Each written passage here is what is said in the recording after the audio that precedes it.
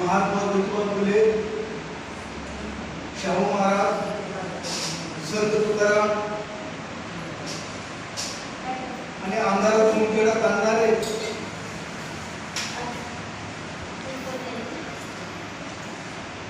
परमपूज्य डॉक्टर बाबासाहेब आंबेडकर आणि या कार्यक्रमाला आपल्याला लाभलेले प्रमुख पाहुणे ॲडव्होकेट राजेंद्र वाघ साहेब, ॲडव्होकेट रंगारी साहेब आणि आजच्या या कार्यक्रमाला जमलेले